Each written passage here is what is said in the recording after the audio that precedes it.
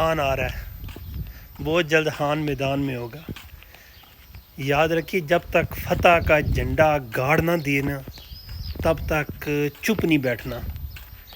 جو بندے ابھی بھی ہم جیسے لوگوں کو سنتے ہیں نا، وہ لوگ بھی اب بولنا شروع کر دیں، کیونکہ ایک امید کی کرن جاگ گئی ہے۔ بڑے عرصے کے بعد خوشی سے بطور پاکستانی ویڈیو بنانے جا رہا ہوں۔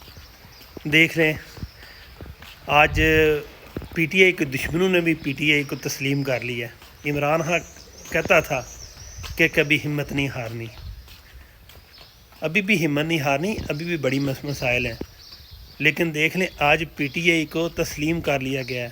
محسوس نشستیں واپس مل گئی ہیں۔ جیسے بھی ہے اب اس کو تھوڑا ڈیلے کریں، جو بھی کریں، لیکن جو آج ججز نے فیصلہ دیا ہے 8 اور 5 کے تناسب سے، 5 ججز نے جو فیصلہ دیا ہے پی ڈی ایم کے حق میں، اس میں جناب 3 سال کی ایکسٹینشن شامل ہے، پلس جناب کوئی پیسہ ہے جو بیرون ملک میں اربوں کے حساب سے۔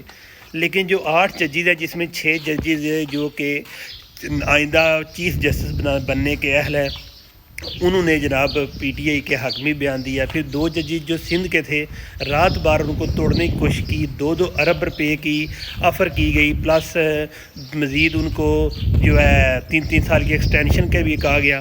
لیکن اس میں ہمارے چیف جسٹس جناب قاضی فائز عیسیٰ بھی شامل تھے ان کو منانے میں، لیکن نہیں مانے۔